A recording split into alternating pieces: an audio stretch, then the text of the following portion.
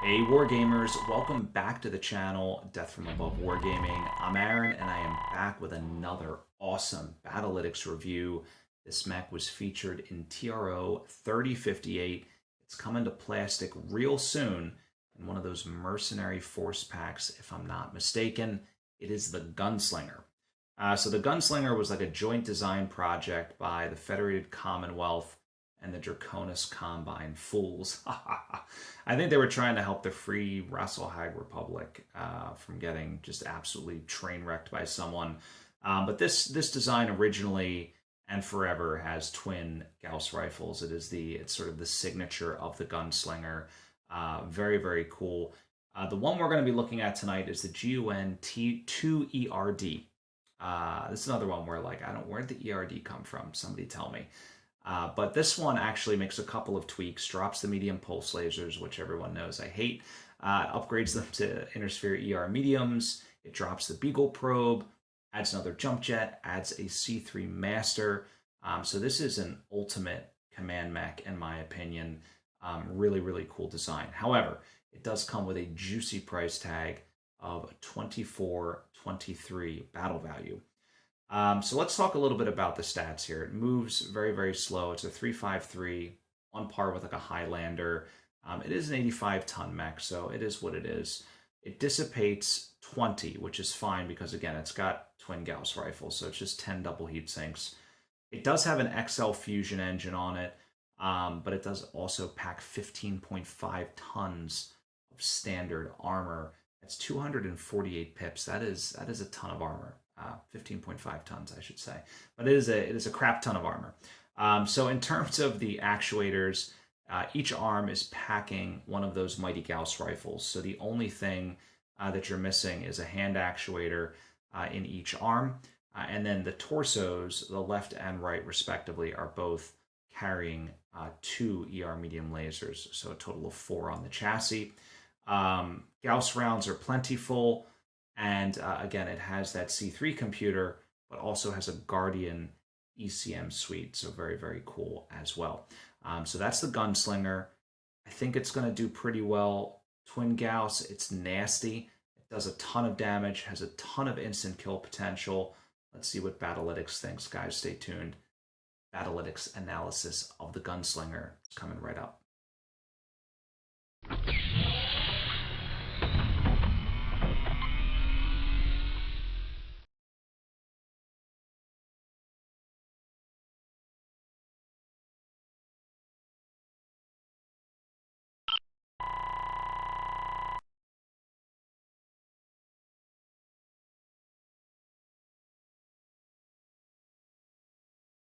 We're back.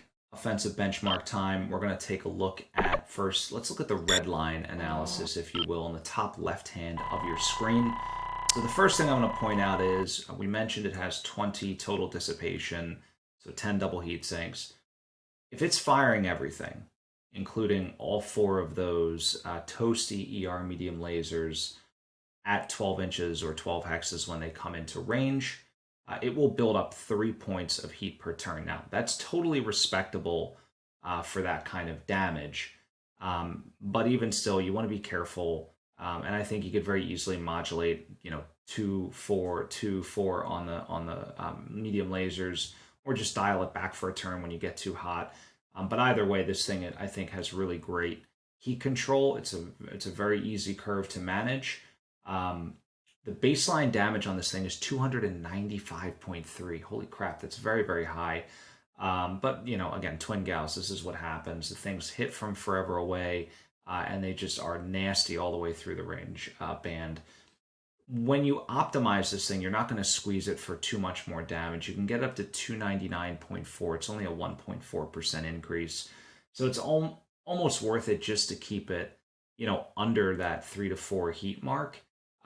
Because you're not going to get much out of it. And taking a movement penalty on this thing, dropping it down from a 353 to a 232, it's substantial, in my opinion, in terms of mobility. Being able to turn to face is very important in Classic.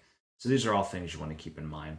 If you did just hold the trigger down all the way through the benchmark, you would still deliver 238 0.1 points of damage, but that's a significant damage loss in my opinion, and again, not really worth it on a mech like this. So the other thing I'll bring up, and we'll talk about this in the defensive, is, when you overheat, you're bringing your target mod down, right? So significantly from a 353 down to a 232, right? You potentially be at a +0. This is supposed to be, in my opinion, a command mech, right? It's got the C3 Master on there. You're probably going to put a good pilot in there. So this is a thing you want to keep moving. You want to maximize its ability to run that full 5 hexes and claim that +2 if it can. It makes a big difference. Anyway, let's talk about lethality, right? This screen's all about killing stuff, so let's talk about that. So against the Javelin, it absolutely decimated it. There wasn't a game that the Javelin wasn't dead, and its average time to kill it was 6.43. I was actually really surprised that the head kills on this were so low, 12.6%. We looked at the Star Slayer last, and that was up at 14%. But it's just the way the cookie crumbles. I think this thing was shredding the mech so quickly when I looked at the data, right? I mean, it was blowing holes through the Javelin so quickly that the headshots really were just, they were just as common as, any other mech. So it is what it is. The thing does a ton of damage. Average damage per hit is 10.4. So if I look up the ER medium laser, right, they do 5 points, the same as the IS medium. So that's 20 points there, then another 15 for each Gauss rifle. Your alpha strike potential is very high, so damage per hit, very, very good. The only other thing I will call out here is the fact that, again, twin Gauss rifles, that the head kills on this I think are very underrepresented. If you're playing against a much bigger mech with more armor, you're going toe-to-toe with it for several turns, that head cap, that double head cap potential is absolutely massive. So something to consider there. All right, let's talk about defense. I feel like I want to talk about that specifically with the C3 and everything else. Let's take a look at the numbers. All right, so the first thing we'll talk about is the armor diagnostics. So I can't complain when you have a mech with this kind of armor coverage, right? 94.3% is really, really good. However, I want to know why there's so much armor on the rear, and we could have put that armor on the center torso. The center torso is actually below the average, right? So when we say the average, we look at the total tonnage, we look at the maximum that the mech could have, right? We come up with an armor coverage of 94.3%. So when we look at each location, say if each location was covered 94.3%, where would it be at? And that CT is below that marker. The CT is one of those things. Side torsos, I would juice those up. You could make the argument that it is very, very slow, and so you're likely to get mechs in the rear. But my counter argument would be, well, you have jump jets. So if you have something that's a huge threat in your rear arc and you can't torso twist and get a Gauss rifle in its face, just jump and pull a sweet 360 no scope. But you can turn 180 degrees with spending one jump MP basically. That's kind of my thought there. Now, if we look at survivability, this is why I dislike XL engines. So the thing barely dies from CT kills, right? It takes a lot to get through this mech, but 9% of the time, right, it was killed by engine kills. That's almost 2-to-1 over any other way that it was killed. But total survivability very good at 86%. I mean, I can't complain about that. But again, that XL engine, it's tough. Now, I don't think you would be able to build this thing, period, without an XL engine. I don't think you could fit everything in there. But it is what it is. It's a vulnerability. It's something you need to protect. And again, this is why I think keeping that target mod up, keeping the mech cool, keeping it moving is essential to getting the return on investment here. Speaking of investment, why don't we take a look at the efficiency? Okay, so 8.42, phenomenal. Absolutely love it. It does gobs of damage across the board, and you can see as it gets closer and those 4 ER mediums come into play. I mean, the Gauss rifles are important, but don't let the fact that it has two Gauss rifles completely overshadow the fact that it can nail something for 20 points of damage. And granted, it's not all going to one location. That's still a ton of damage. So those ER mediums very much contributing to that short range punch there. And again, giving it a really, really nice efficiency rating. This is like in the, would buy, must buy category. We talked about survival. I want to talk about damage loss on this one. So damage loss is 4.6%. That is very, very, very low. This thing is not dying, in this simulation at least, until you're very, very close, right? Until you're about 10 inches away, and your late turn, like turn 7, 8, right? That's where you start seeing those kills tick up on this thing. So if you're in a situation, what that tells me is, if you're in a situation where you can keep this thing at range, unless it's going up against another, twin Gauss boat or something with a substantial number of LRMs or competitive long-range weapons, like Clan Large Pulse Laser is my favorite. You're gonna keep this thing on the field longer. So something to consider there. Gunnery sensitivity is fantastic. 0.7 is very good. You see there is return on investment, but even playing this thing at Gunnery 3, it's pretty good, 7.5. But there is a significant jump, in my opinion, between Gunnery 3 and Gunnery 2, and that's because, again, if you can get those Gauss rifles, pinging targets at long range, you're in great shape. You're in really, really great shape. I've been talking a lot about the survivability of the Gunslinger and why that's so paramount. The one thing I will call out is Battlytics really doesn't look at the value of something like a C3 computer, right? It's looking at an individual mech. It's running it through fixed benchmarks. It's like running, 15 different, race cars around the same track and getting track times, right? It doesn't necessarily mean that the winner is the best car on every single track. It just means in this particular scenario, this is how it shook out, right? Similarly, it's looking at these benchmarks. It's not really considering the complexities of something like ECM and C3 and how those things, all play out on a more complex battlefield with multiple units. So if you are running this in a lance of C3 equipped mechs, which you might as well, it's got a C3 master, it's got good survivability, it's got great range. And by the way, if you're using C3 and you're getting a better range mod for your Gauss rifles while you're sitting at 20 inches away or whatever, that's going to get you some serious return on investment. But yeah, keeping this thing alive because it is the master is very important. So that was sort of the very long and sort of snaking way of me saying why I've been focused and harping on survivability for this mech, because it does have that C3 master, and you want to take full advantage of that. And that isn't baked into that efficiency rating either, so something to consider. Let's take a look at roles. We'll talk about where I would use this mech on the battlefield.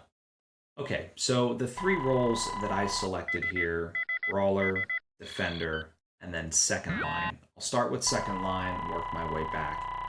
It's sort of what I was just saying, right? If you feel like you're under heavy fire, if you feel like you're going up against, a bunch of short-range mechs that will shred your Gunslinger, keep it in the back.